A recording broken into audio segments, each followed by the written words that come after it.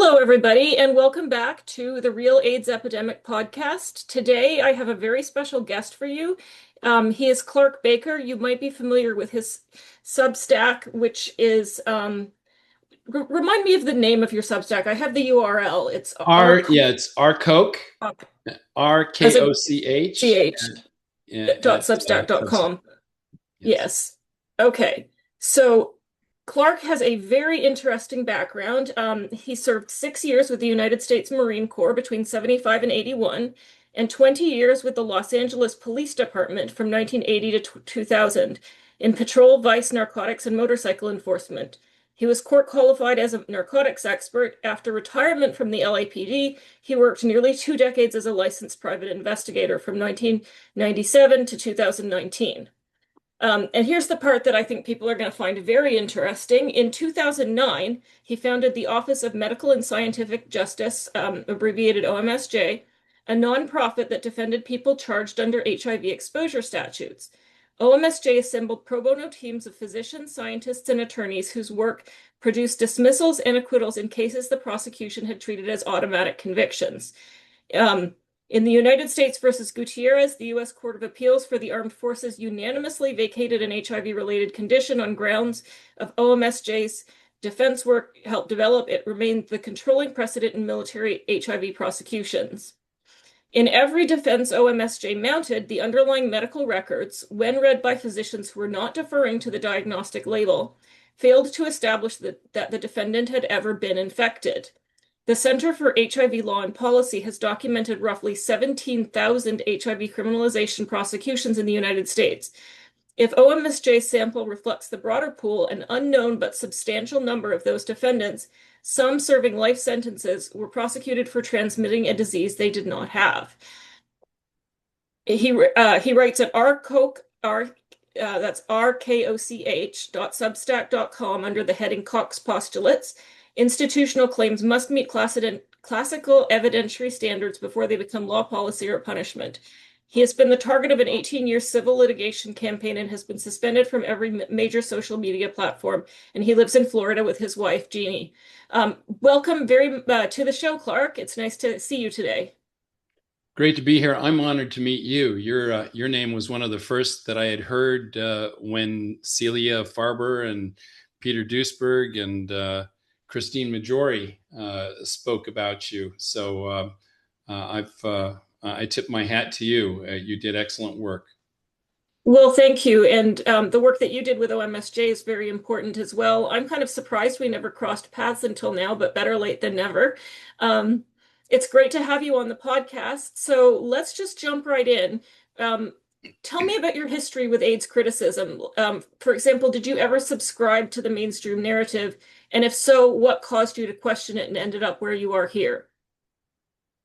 Well, as a Los Angeles police officer back in the 1980s, I was around when HIV first uh, Hmm. came on in the media, and so I had always assumed that they knew what they were doing. That Fauci et al. Knew what they were doing because of the media, and I was so preoccupied with my own career that I never really paid any attention to it. There was some danger if the HIV paradigm was real. By the mid 1980s, I was wondering why. I mean, many of my arrestees were junkies.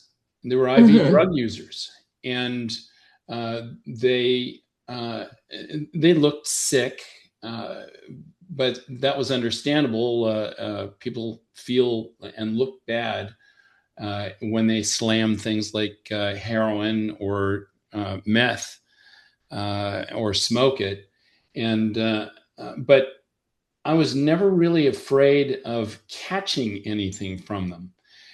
And I processed over 2,500 heroin and drug addicts, and never really had a sense that I was in danger. I would wash my hands all the time, and uh, but other than that, I wasn't concerned. Um, Fast forward to I completed my law enforcement career in 2000. I retired, and I was a private investigator since '97. And in 2006, I ran for state assembly in the 42nd District, California, which covers West Hollywood, Beverly Hills. Very Oh, liberal. wow. I'm sorry? I said, oh, wow, I didn't know that. Yeah. So I ran for state assembly.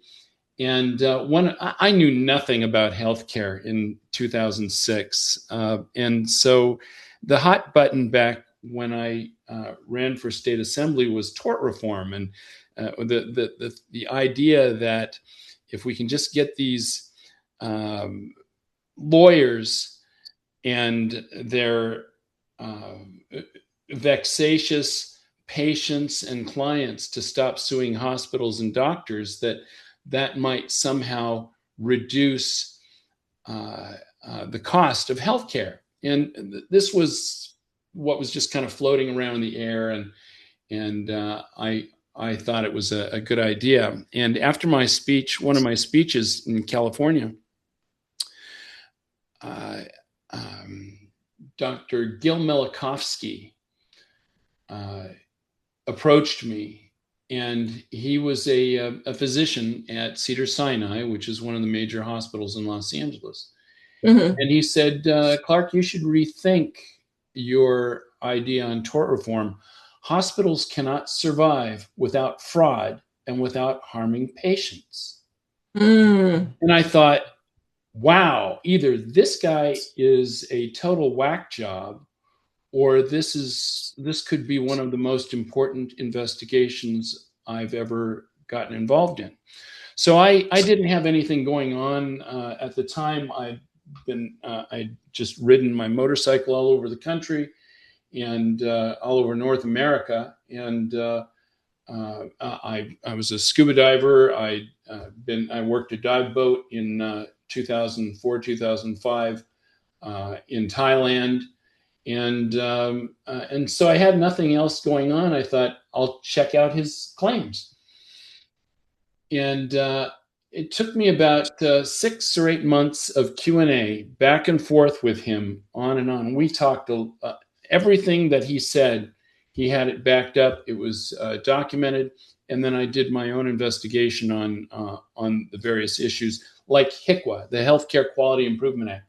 Nobody knows what HCQA is. Few people have ever heard of the letters, and but it's really important, because without HCQA, hospitals have a tough time harnessing physicians who rock the boat with ideas like COVID's not really a thing, and we shouldn't be giving remdesivir and intubation instead of the protocols that we use for the flu and pneumonia. And so I was looking at those various issues, and at the end of the 6 months or so that I investigated this, I contacted the LA office of the FBI and spoke with the lead medical fraud investigator, a guy named John Pye, who was a retired MD and ER physician. And he came to my house with his partner, and I laid out all the evidence. And within an hour or so, he said, everything you're telling me is correct, but if we took action on what you're reporting, we would have to shut down every hospital in Los Angeles County. Mm. That's a county of 11 million people. Mm-hmm. And so if that's the case in Los Angeles County, it was pretty clear that you could extrapolate that to numbers across the country. And so I wrote a short report about that. And in 2008, I was invited to join. Dr. Milikovsky had asked me to accompany him to Washington, D.C. In May of 2008, where where the Semmelweis Society International, SSI, which was a nonprofit physician organization that was chartered to protect and defend doctors and scientists who told the truth.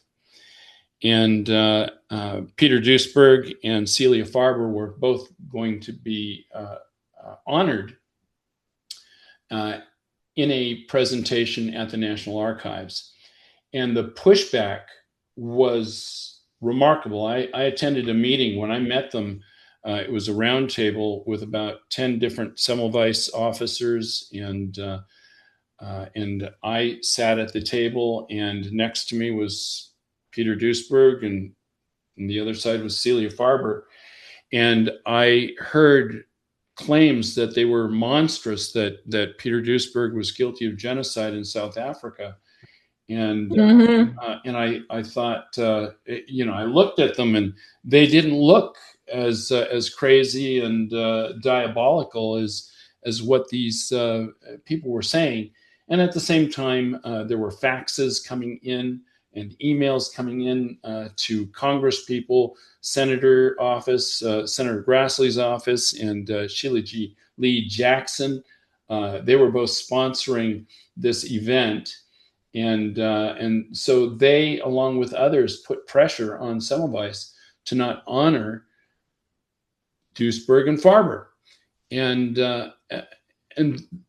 Semmelweis was taken aback. They didn't know how to measure the claims against Duesberg. And I happened to be a PI, and I had investigated cases for 28 years. And it didn't seem like that complicated a case. Either the bodies are there or they aren't there. And so I decided to take on the case. And almost immediately, I was attacked for the first time in my life, really, by this horde of crazies.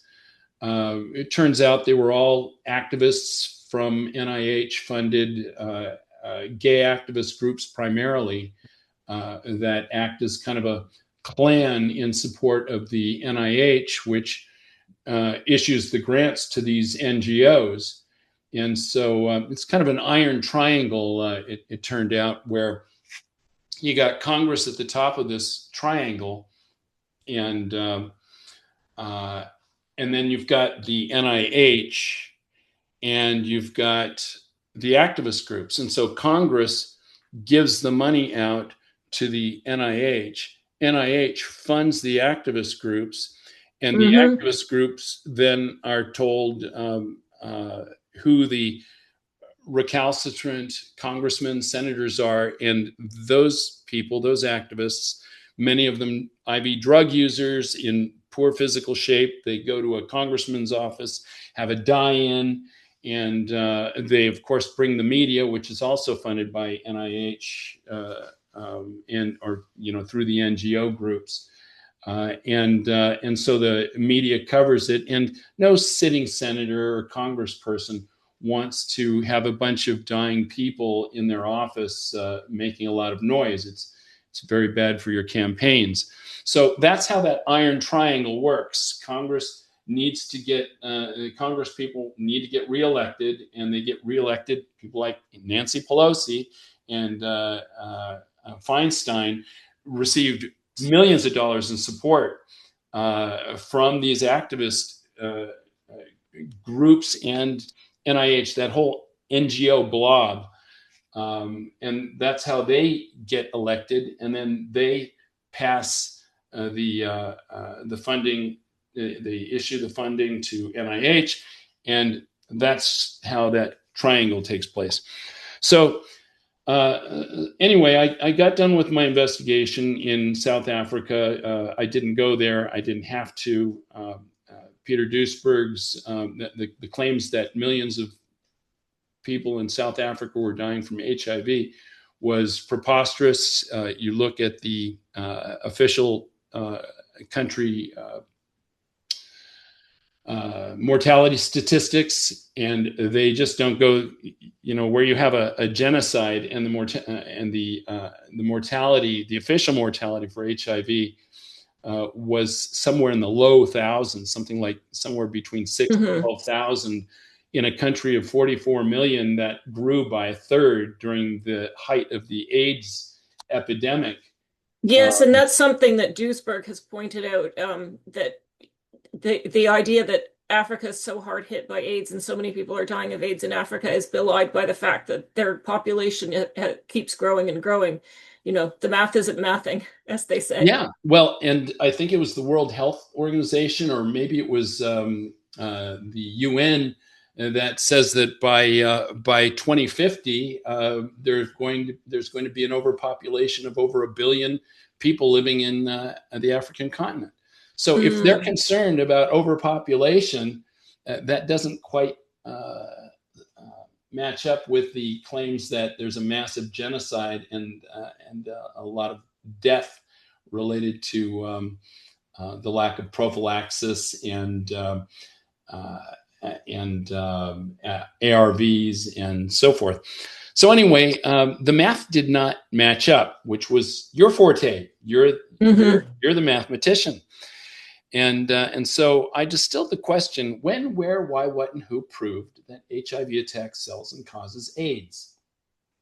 And I tried to get a straight answer from the CDC and the NIH. I wrote to them, and I received an email back from AIR.org, from Edelman, from these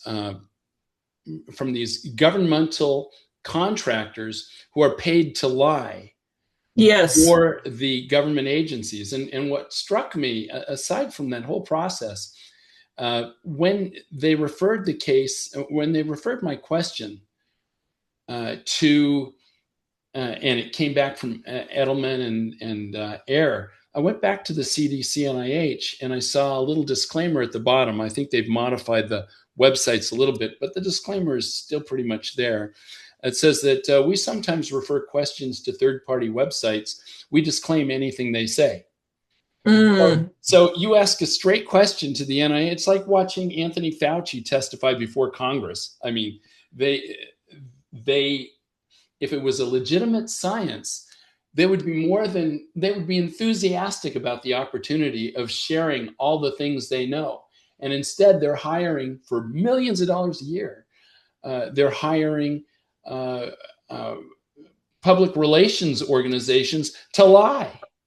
Yeah. And you brought up an important point. I just wanted to put a pin in this. You mentioned the triangle with the activists, and we talk about the activists a lot on my Substack, and the majority of the population thinks that these are kind of grassroots things, and they actually very much aren't. They're professional activists that are paid by these organizations and drug companies, especially. Yeah, Mike Benz has done a remarkable job on documenting these links. To a lesser extent, David Horowitz and his Discover the Networks. He did a pretty good job in the 1990s, 2000s, but Mike Benz is on all over that NGO blobsphere. Um, so so I couldn't get a straight answer from these agencies. And of course, air.org and the rest of them, they sent me a stack of PDFs of medical journals. But none of the reports, after a while, even I mean, I don't have a college degree. I don't even have an associate degree. I was just a street cop who knew how to build a case of intoxication and how to do a differential diagnosis.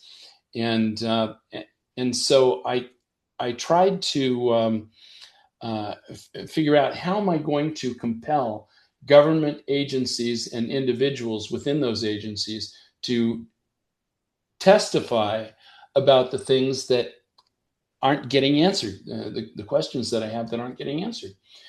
And that was when I discovered that there were a number of people who were criminally charged with with exposing other people to HIV. And I thought, if I get on the defense side, then I can force the government experts to testify and answer questions that the NIH CDC won't answer. So, and I have to say, Liam Sheff, I don't know if you remember Liam. Oh, I know. No, I knew Liam quite well back in the day. Yeah. So Liam Sheff is really the guy who got me on the testing thing, and I was focused. I was preoccupied on the idea that no one had ever established that HIV causes AIDS, and I got this big stack of documents, and I went through each one of them, and every one of them, they're just cross-referencing each other, and Yep. but nobody actually comes up with what could be answered in a high school laboratory chemistry lab or biology lab. They could prove it themselves if they wanted to. It's such a simple idea that HIV attacks cells and causes AIDS. That can be answered with a petri dish. So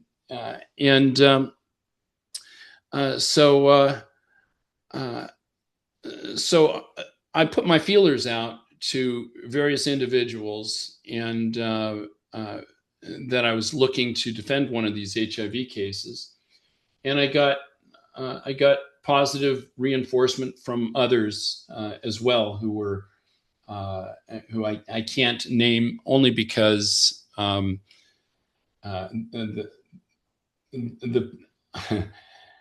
I've been targeted for 18 years with lawfare. Mm. They've spent millions of dollars suing me and making my life as miserable as they can. So there's a lot of real heroes that they know who they are. I can't mention them, but I have absolute respect for them. And I received support, and I was looking for a case, and I got a call from a Marine Corps JAG who said, yeah, here's one that might interest you. And this was a case right at the end of Don't Ask, Don't Tell, where a active duty Marine corporal who was gay, he worked at Barstow at a logistics base in California. He went on liberty in San Diego and met up with a number of other gay service members, and one thing led to another, and he ended up in an apartment where he was, while unconscious, he was anally raped. And, oh no! And so 3 days later, the rapist discovered through social media that the rape victim was HIV positive. The rapist notified the Marine Corps, and the Marine Corps arrested the rape victim for exposing the rapist to HIV. That is insane. You think? That is crazy. So I was asked, are you interested in the case? He said, hell yeah, that's a good one for me. So I had to get permission from the Marine Corps.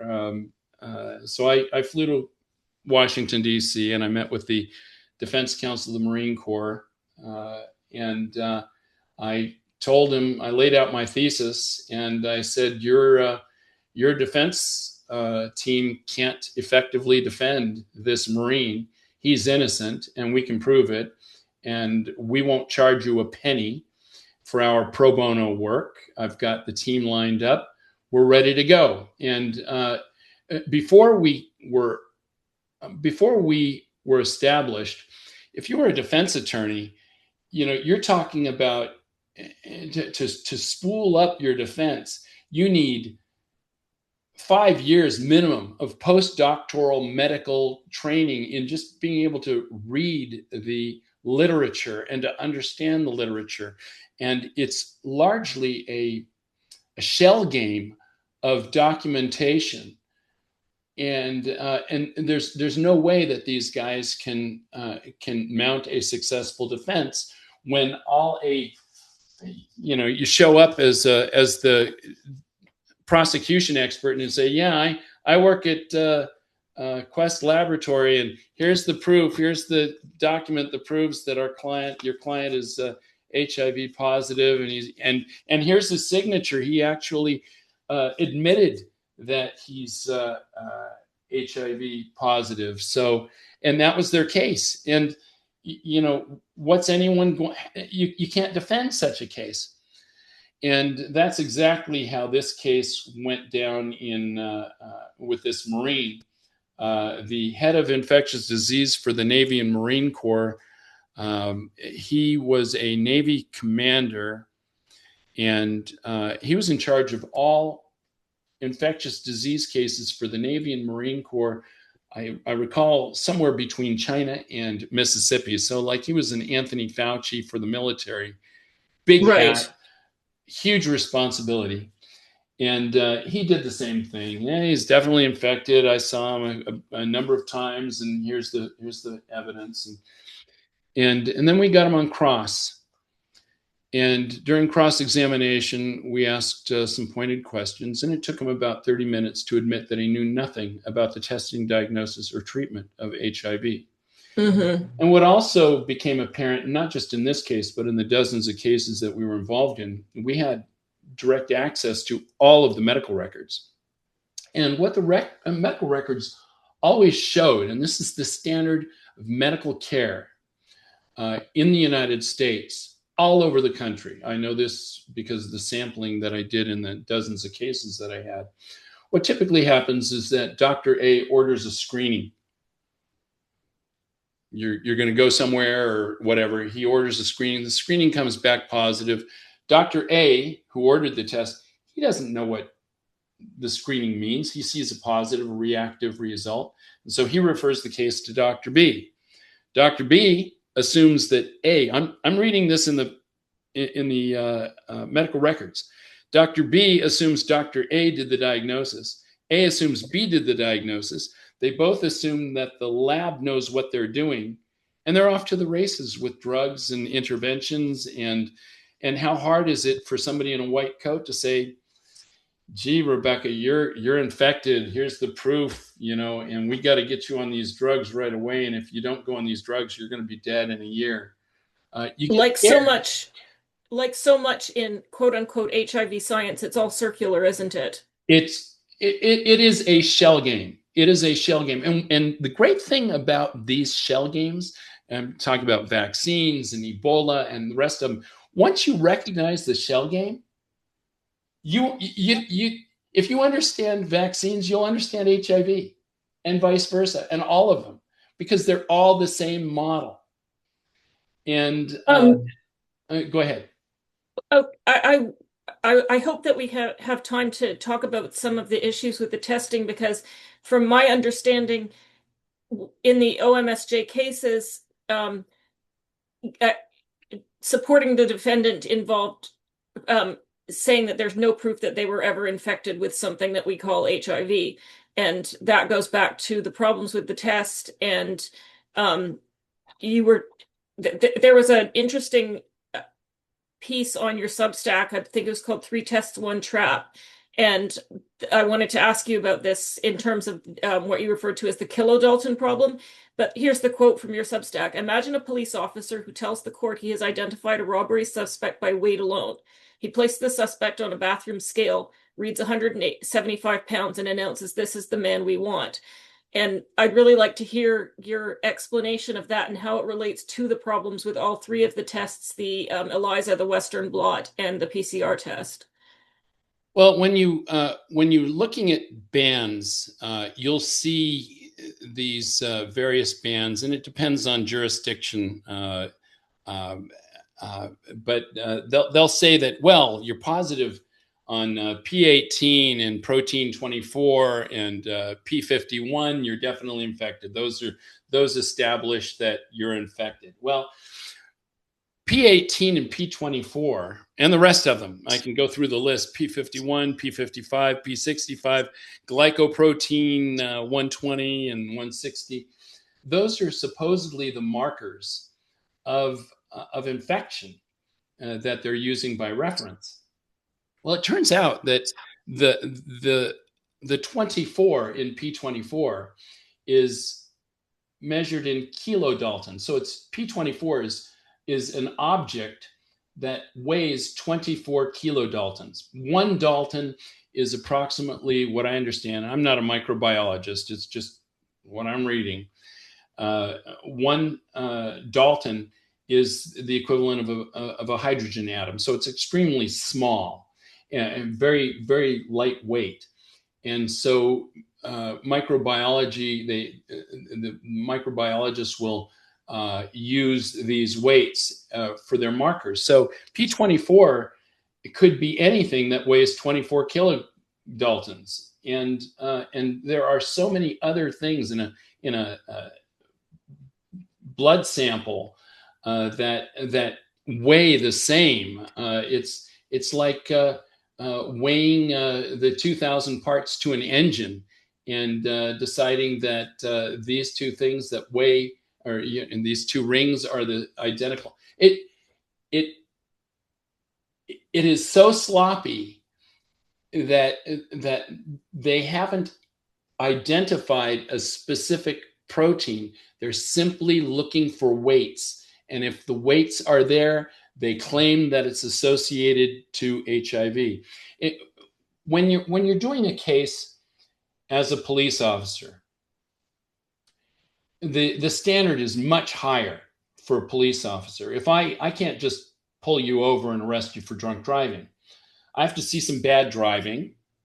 Mm-hmm. I have to conduct a traffic stop. I approach you. I have to look at your facial features, your eyes. Are your eyes watery? Are you having trouble focusing on looking at me? And I'll ask questions. Can I see your driver license, your registration? I'll be looking at your motor skills, looking for things that are interfering with your ability to operate a motor vehicle or hand your license to me. And but that's not enough. I can't just arrest you for drunk driving if you are looking at me weird. So Right. so I have to rule out things. Are you sick, ill, or injured? Are you under the care of a doctor? Do you need an ambulance? I mean, I'm truncating the questions, but I have to rule out the fact that you may be approaching diabetic shock. And it would be really bad form if I arrested a diabetic who is in shock for drunk driving. So I have to rule those things out. And then at some point, I get you out of the car and I demonstrate what's called the field sobriety test. And once I'm done demonstrating it, if you still have not performed the test as instructed, and you have no other plausible reason for the impairment that I'm still seeing, then I can make an opinion that you're under the influence of an intoxicant and unable to safely operate a motor vehicle. I render the opinion and I arrest. And at that point, I subject you to a breath, blood, or urine test, which is measured it's calibrated with measured quantities of certain drugs and alcohol. So you know how the test is operating. You know the standards that are used on that. If there's any question about the record of the test technology not having been calibrated at the right time, or every certain number of periods you have to recalibrate it based on the measured substance, the case is tossed. The case is tossed. It sounds like that's an awful lot more rigorous than claiming somebody is HIV positive based on a couple of blood tests. Exactly. I mean, there's in rare cases I've seen any kind of continuity of evidence. Anyone who knows how to do a drunk driving case or a drug case will know what a doctor is required to do in the diagnosis of any disease. It's called differential diagnosis. It's what professional police officers do every day, and they go through a tremendous amount of training to do this, and they got to get it right. Otherwise, they get a bad reputation, and they lose their ability to arrest these, make these affect these kinds of arrests. So that's the standard in law enforcement. And for me, it was very easy for me to apply those standards in medicine. So when this doctor or this lab tech shows this piece of paper, I know there's got to be more to this. There's got to be a higher standard than that. And then eventually, we kept hearing things about, well, he tested positive millions of particles of HIV, and it was Andy Maniotis. Oh, right. I forgot about him. Oh, he was a delightful man, a serious guy, really pained from his experience with the goons, I think. But Yeah. Andy Maniotis mentioned electron microscopy, and I thought, oh, that's not a bad idea. And so what I ended up doing, I found a lab at University of Massachusetts, Worcester, and the electron microscopist was the guy who actually built the lab. He had built a previous one, and he built the lab in Worcester, Mass. And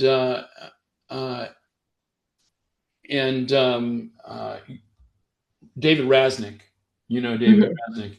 Yes, David I know Rasnick, David. dear friend. He was our chief scientific officer, and he worked with the EM. But what we decided to do, we would draw blood from our longtime HIV patients and our clients, and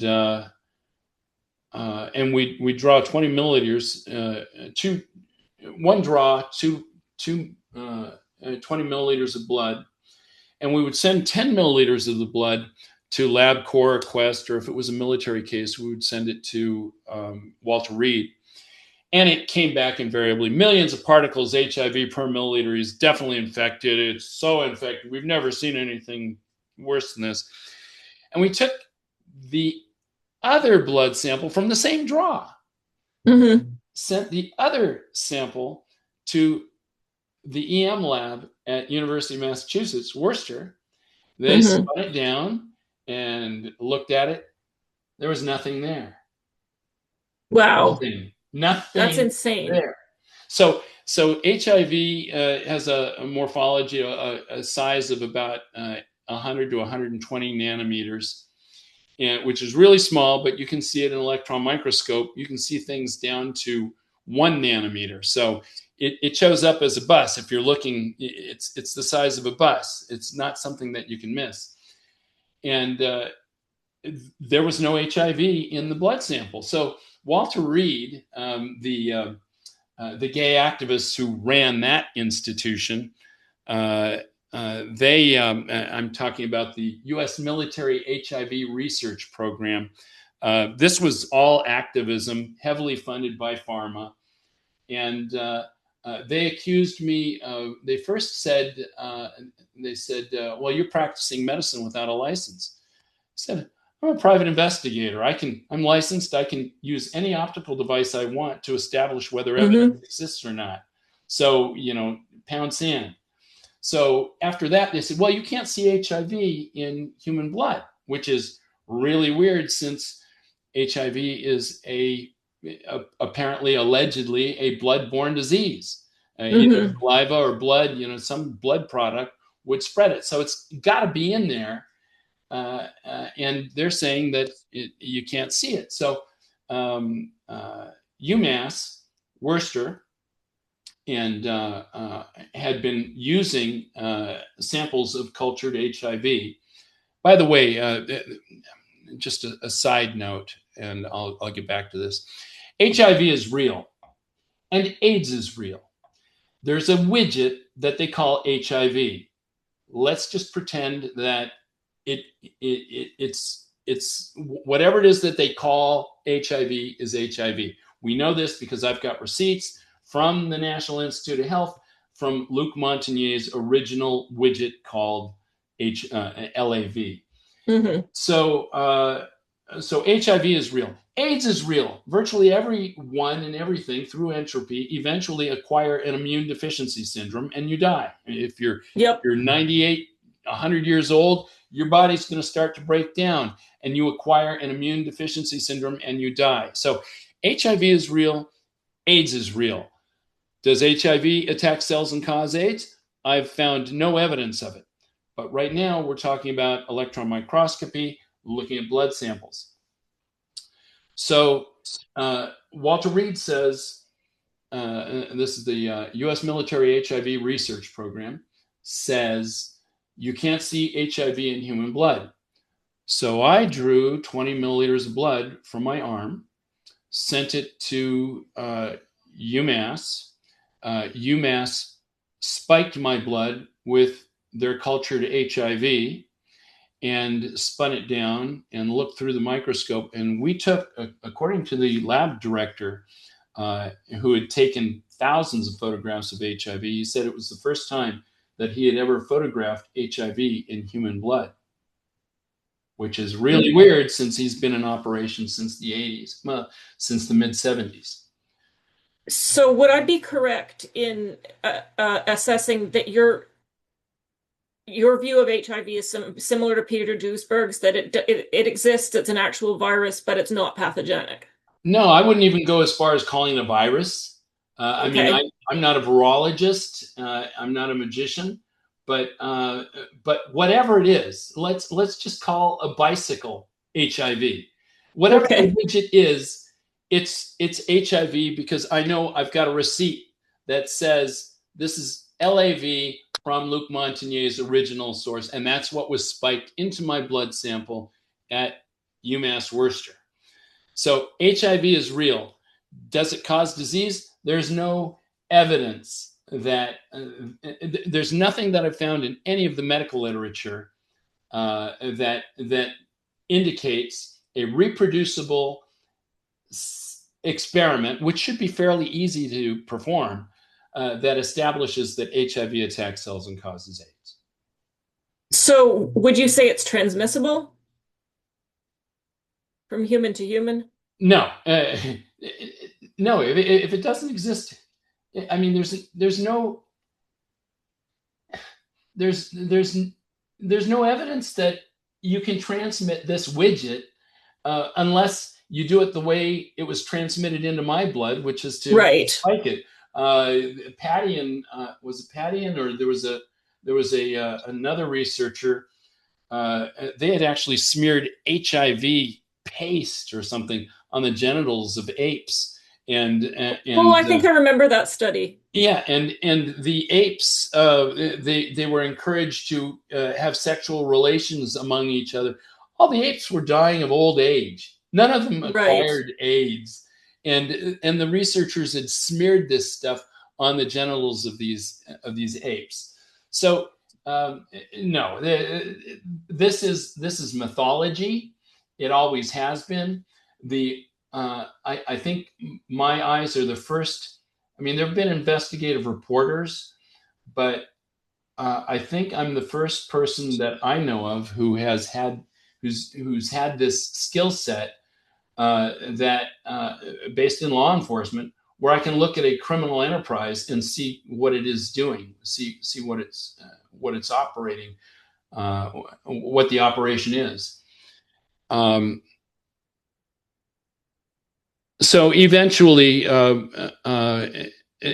soon as we had an Air Force case at Seymour Johnson Air Force Base, HIV positive kid, and we were using electron microscopy, and the Air Force prosecutor actually threatened University of Massachusetts. It's in the documents from the case.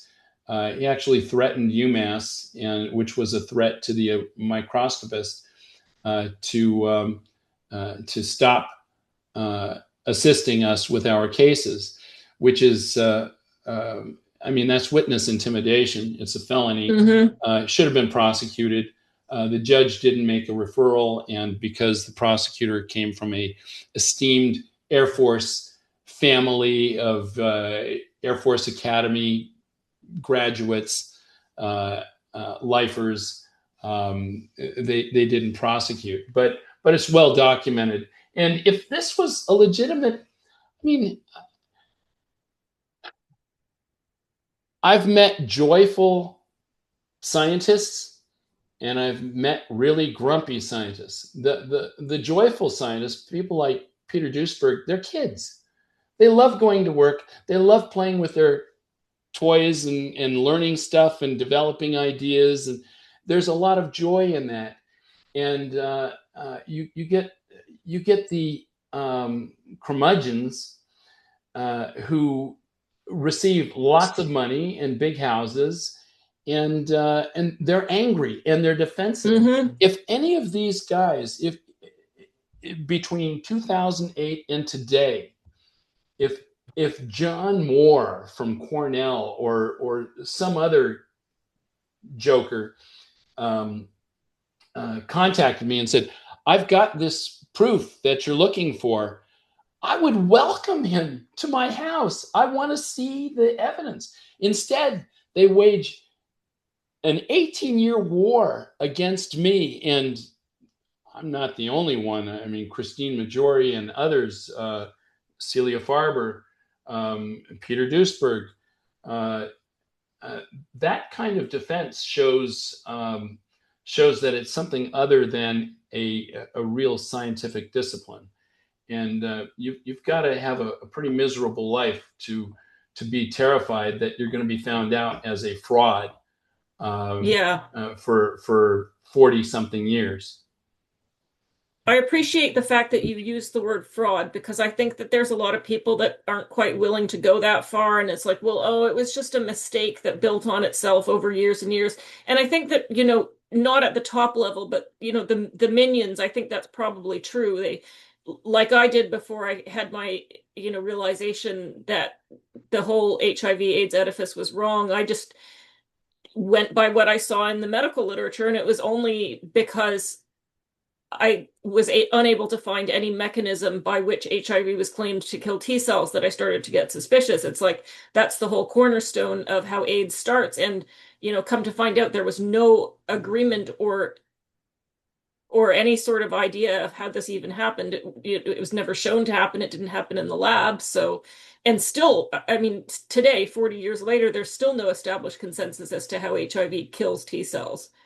Well, it's interesting that you bring up T cells.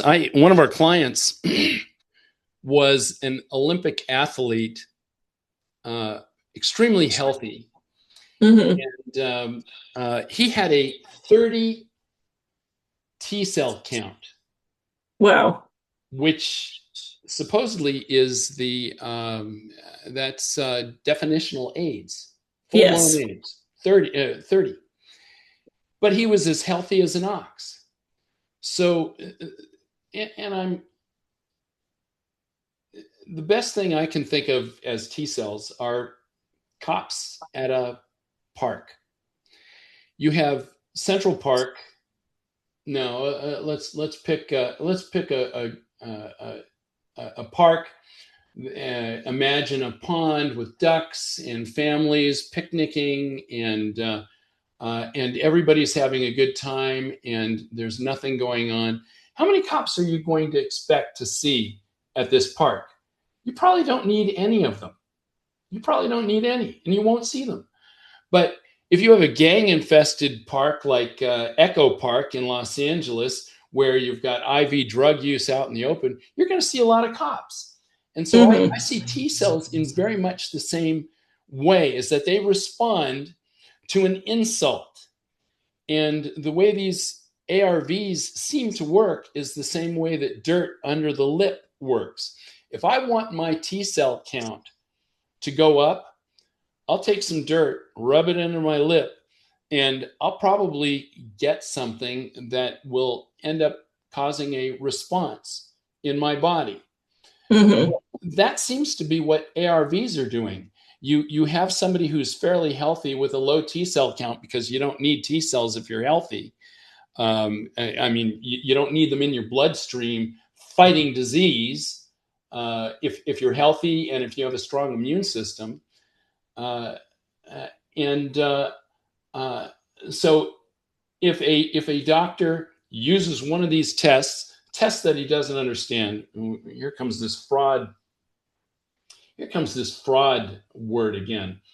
That it's well, I'm getting off into a tangent now. Oh, you're fine. The the the doctors almost I don't know any doctors. No, I take that back. There's a few doctors who I worked with who actually read package inserts, but for the most part, the medical standard of care doesn't require them to read package inserts. The package inserts themselves say the test doesn't reliably detect anything. Mm-hmm. And but they don't read that. They read the marketing about these tests, and so they parrot the marketing to their patient. And the more patients they get, the more revenue they get. And the patient who has been conditioned to believe that somebody wearing a white lab coat has their best intentions in mind, they'll just believe them. And they'll do a screening. Maybe the person, like one of our clients, was a lady who was pregnant. Of course, the pregnancy Oh, flagged her yeah. for HIV, and she started taking the drugs, and her child was injured, and she ended up dying, and all because the doctor didn't read the package insert, didn't care whether the test detects anything or not. They're just following what everyone else does, and and then the doctor, after they've gotten interventions, unnecessary interventions to this patient, you get complications. They start to descend into this into this poisoning, this toxic poisoning from the drugs, and eventually they die. And who signs the death certificate? It's the doctor that killed them.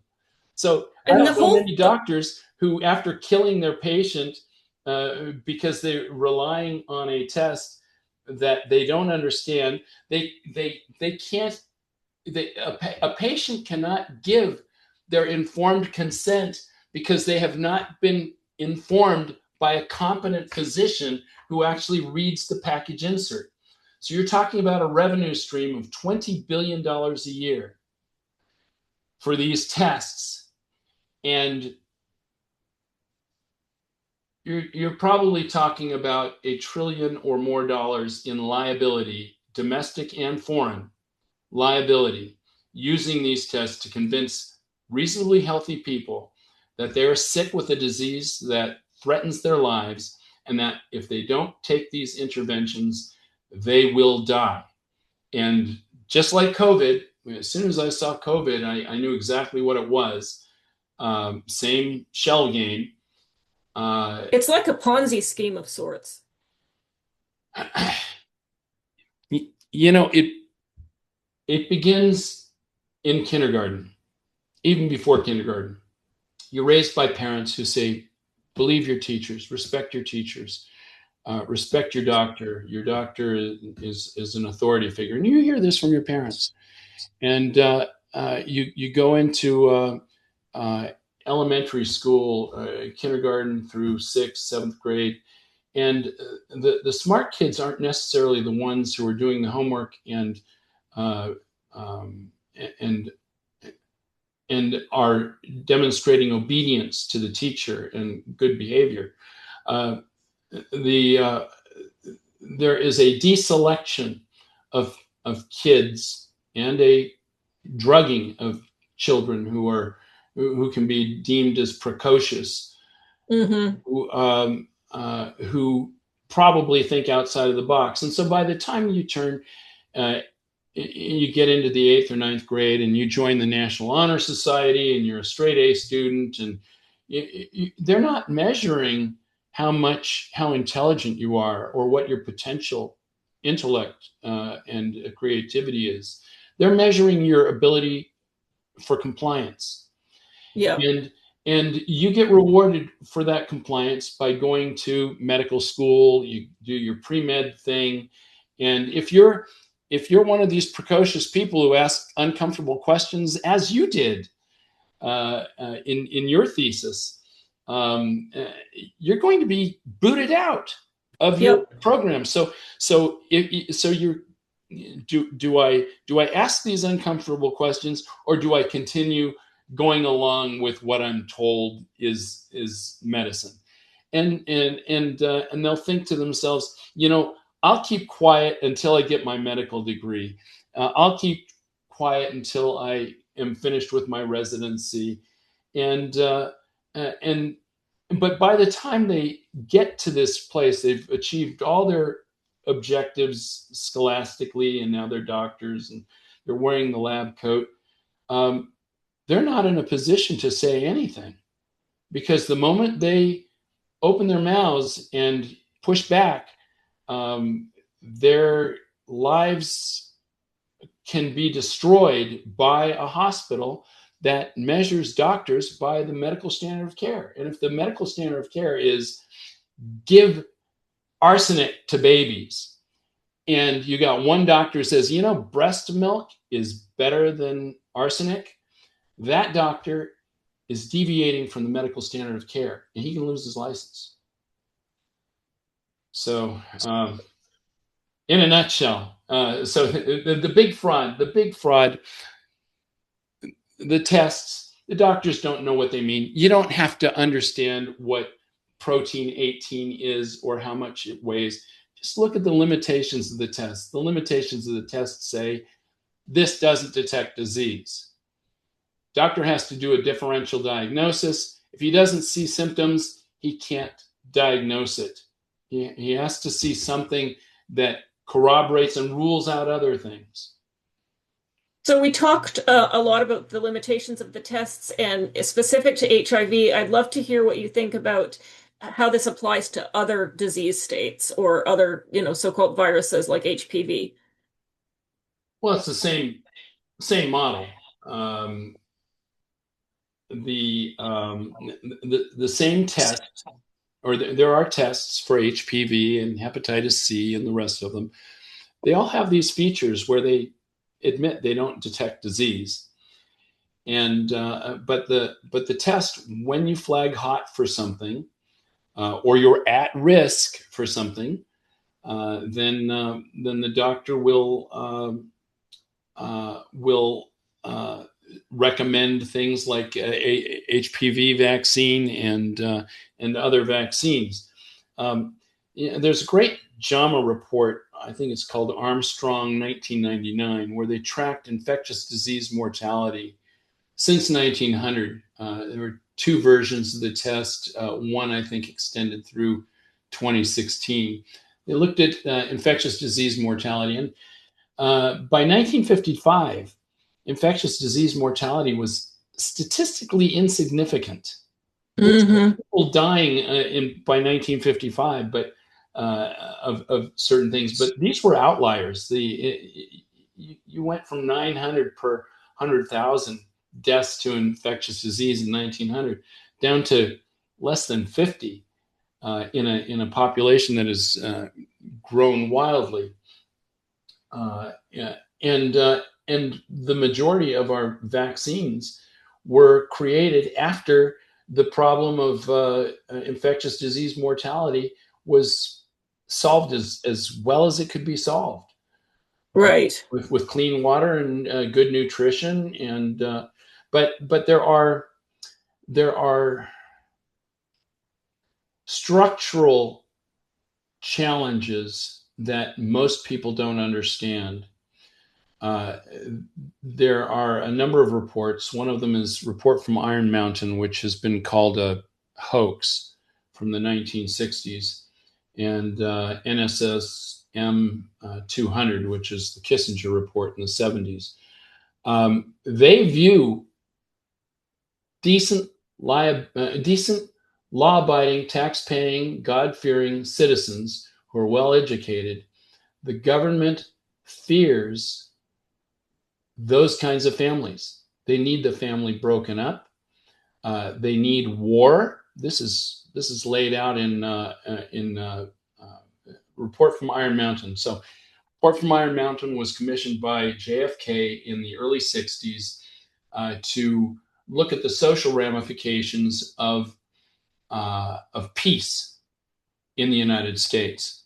And these 7 or 12, whatever the number of people involved in the commission, they looked at this thing, and it was released in 1967. It's called a hoax or satire, but it lines up exactly with what we see in the real world. So it's not like Jonathan Swift's modest proposal in having babies eating babies. There was no punchline to this hoax, and it's consistent with what our government has been doing to the American family, and the need for wars. And if there aren't if there isn't a kinetic war, then we need a war on population, or a war on global warming, or some other war. We need these pretexts, and we need to focus our national attention so that we're so focused on this war that decent, law-abiding, tax-paying citizens aren't going to look at their government and raise questions about how corrupt our government really is. And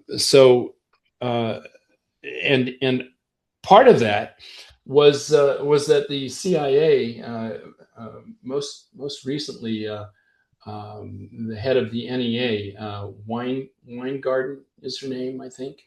I think that's right.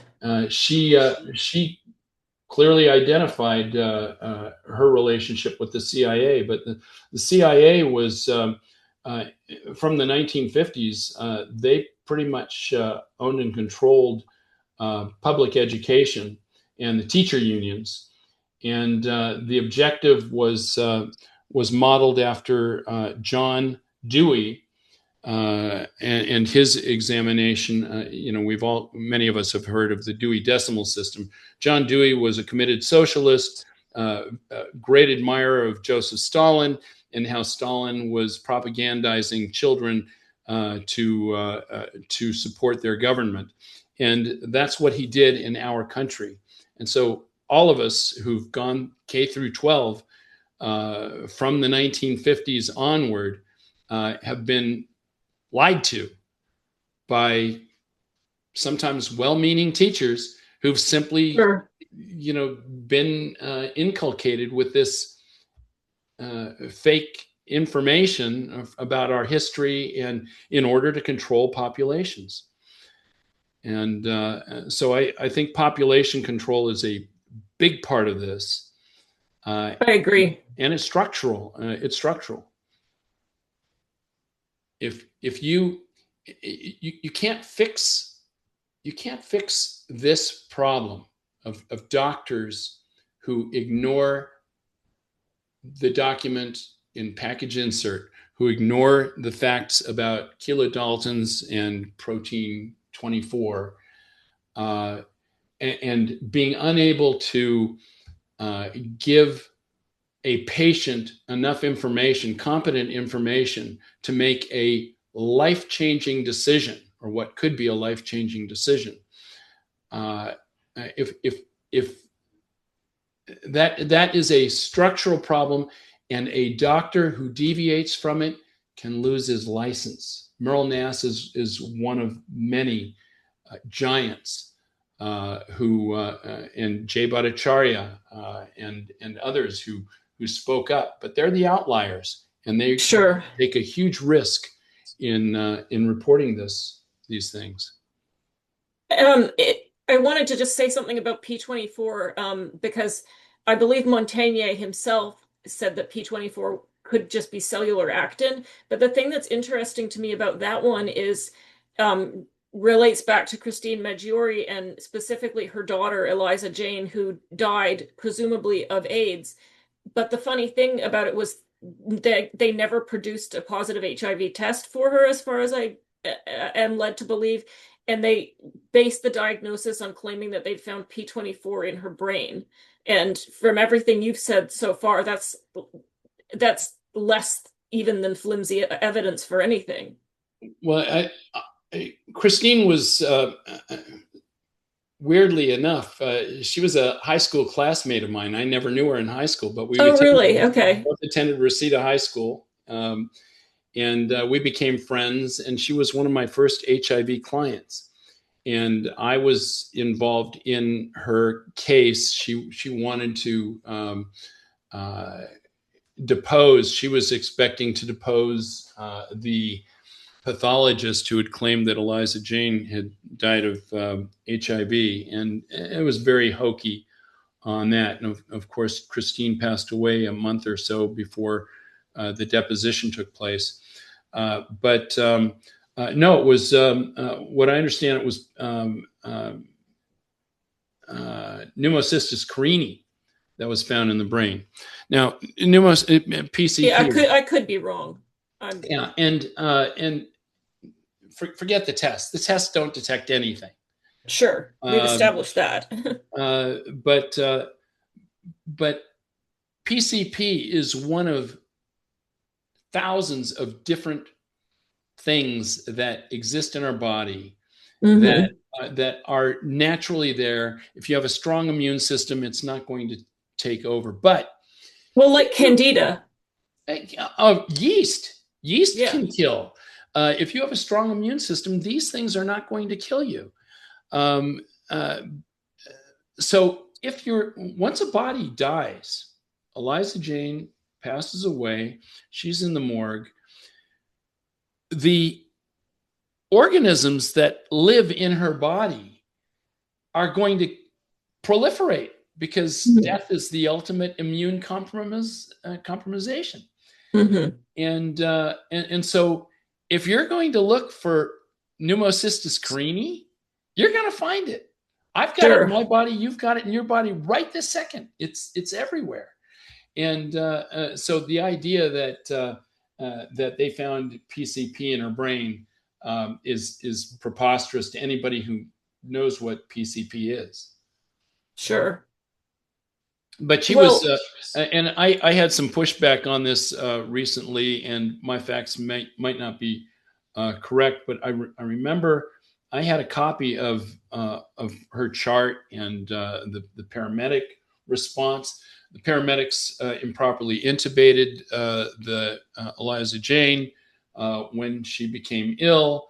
So only one lung was being inflated. It was all the signs, according to Dr. Al-Bayati, a toxicologist.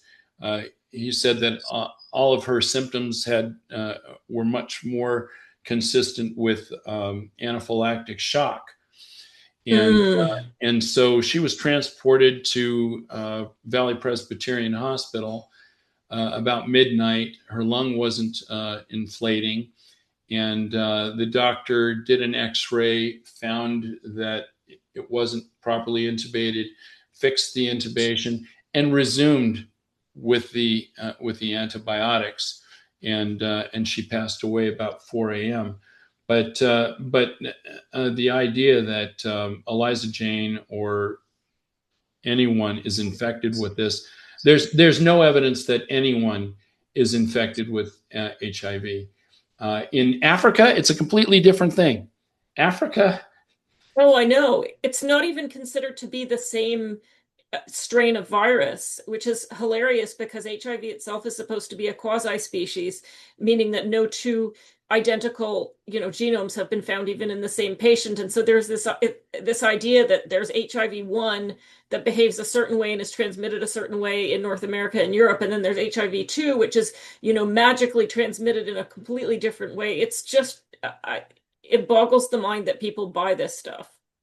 Well, there was a very interesting series of events that began in the 1990s that is laid out in the Leon Commission reports in South Africa. And I have copies of the reports. I've reported on it myself. And what they laid out was that they lay out the fact that Africa is a mining continent. South Africa is a mining country. Hmm. The miners are, since the 1880s, have been subjected to mine dust. They go into these mines and they dig this stuff and they inhale these this dust from these mines. It's very dusty, and they're working hard, and eventually they come down with diseases, tuberculosis, pneumoconiosis, silicosis, something that affects the lungs, and Hmm. so they become very sick with this. Well, there were a number of miners who sued a couple of the mining companies for workplace injury, and this represented an existential threat to a lot of the mining companies. They're looking at billions of dollars in liability. How are they going to avoid that liability? Well, magically, HIV reared its. The claim was, oh, these people aren't dying from mine-related lung diseases. They're dying because they're screwing Sally in the village without a condom. Oh my gosh. And we have to, because these people are sick, we've got to give them ARVs, black box ARVs, that compromise your kidney and liver function, and we have to send them on their way. And because these mining companies are so responsible, they'll pay $17,000 to a miner that they've crippled for their life and killed.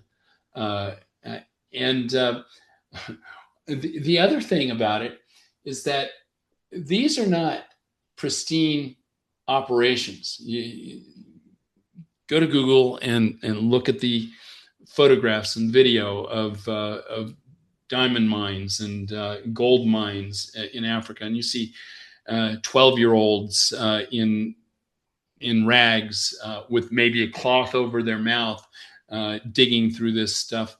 But these are largely open pit mines, and it rains in Africa, and the rain enters these open pit mines and spills toxins down into the rivers and the lakes, and the nearby villagers drink the water, and all of a sudden they get sick. Oh my God, what could that be? Let's Hmm. contact the best responding medical NGO organization to come out and test these people for HIV. Voila, these people aren't dying because these mining companies, these 1,600 mining companies operating in Africa, are digging open pit mines in Africa. That's not why these people are dying. They're dying because Sally is being screwed in the village without a condom. And if we can just get AIDS drugs, life-saving AIDS drugs, then we will be able to rescue those people. It's certainly a nifty way to shift liability, isn't it? Yeah, and that's Yeah. what the Leon Commission report describes. I have a Substack on it. Anybody who visits can read it, and I have dozens of references, so they can actually look at the references and dig it up themselves. Everything that I've told you is well documented, and Hmm. I'm very happy to share any of this information with anyone. Well, thank you for that. And before we wrap up, I just kind of wanted to touch on the subject of fraud again, and specifically some of the higher ups that like to, go after people like you and me. Seth Kalichman obviously is a very recent example. People like John Moore, um, Bob Gallo. Do you think that they know? Like, do you think that they're well aware that what they're doing is just complete nonsense, or do you think that they're true believers? I can't say what's in their mind, but you don't attack someone if I mean I've experienced a lot of human behavior as a cop and as a Marine. I have a pretty good idea of how and why people operate the way they operate. Um, but no, there are certain people who are more than willing to do whatever they're like assassins. Hmm. Uh, and so they're told to. Um, I mean, like Collins' email to between Collins and Fauci, talking that they got to take out Jay Bhattacharya because of his Barrington Declaration. Um, Real scientists don't behave like that. Well, and Kellickman in particular, it, it's almost like he's violating the ethics of his own profession as a psychologist. You're not supposed to diagnose a group of people that you've never met at a distance with, actual psychiatric diseases. That's not the way it works. And I don't know. I mean, that that just seems crazy to me. Well, if you read Bernays' propaganda, Edward Bernays was he worked for the Wilson administration and really ramped up propaganda that became the Bible, the propaganda Bible for both Nazi Germany and Japan during World War II. Um, they uh, by the end of World War II, the word propaganda became so toxic that the propagandists who lied to Americans to get into World War One and uh, to spread all kinds of ideas. By the end of World War II, these propagandists needed a new term for themselves. And so it was around 1950 that they renamed it social marketing and social psychology. Okay. So Bernays and his Bible, Propaganda, 1928, it was published. You read that, you will understand who and what people like Kallikman are all about. We are Samuel Huntington was another one who he was a thoughtful guy back in the 20s and 30s. He said that humans are basically cattle, and they need to be cowed and directed because they're just too stupid and lazy and ignorant to be able to take care of themselves. And we need an educated class to keep us out of trouble and to protect us. And so I can't get into Seth Kallikman's mind. I've seen him testify at one of my cases, and not impressive at all. Hmm. He's good at what he does, which is he basically runs around with his little tape recorder and records people who are unhappy about the drugs and the HIV drugs that they take in places like Africa or South Africa, and then writes his own journal about how unhappy these people are. He's not a bench scientist, and he is not intellectually curious. He has a job to do, and I can't. It's if a shark bites you while you're swimming in the ocean, you can't get mad at the shark. It's his nature. Right. It's just what they are, and some people behave the same way. And Yeah. so, once you identify someone like that who just lies for a living, um, uh, once you identify him, you can move on. Yes, and it says something positive about you if you're in the sites. If somebody like that is criticizing you, you kind of know that you're headed in the right direction. Yep, Brian Deere, his attack piece. He's Seth Kallikman's alter ego, I think. The Brian Deere's attack on Dr. Wakefield. You read Brian Deere's report, and then Lewis. Forget the guy who investigated that, but uh, when when someone like Brian Deere or Seth Kalikman are attacking someone, I want to know who that someone is, because that person is probably an honest, decent, law-abiding, tax-paying citizen who has some moral character. And Hmm. so I use it as kind of a. I did this even as a kid. I would spot the weird kids, and I would want to gravitate with them. Sometimes I didn't want to have anything to do with them, but sometimes the kids just thought differently than other people, and Sure. I had something that I could learn from them. Yeah. But uh, uh, what's his name?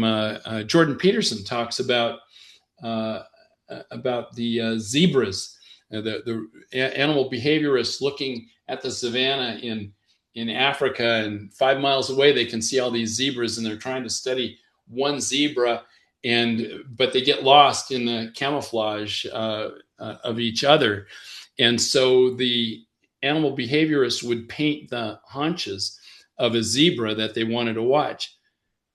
That zebra was dead in 20 or 30 minutes, Mm. because the lions would see that thing. The markers prevented that zebra from being able to disappear in the other stripes. And that's the same thing with us. There's a few really goofy, crazy people who are willing to stand up and say, there's a problem here. You look at the Stanley Milgram, Solomon Asch experiments of human behavior, where the waiting room or the electric shock orders by the white coated lab director, the authority figure. Humans, somewhere between 2/3 and 3/4 of all humans just want to affiliate and blend in with everyone else. And Yeah. it takes a lot of courage to stand up and ask the wrong questions, or the right questions, however you want to call it.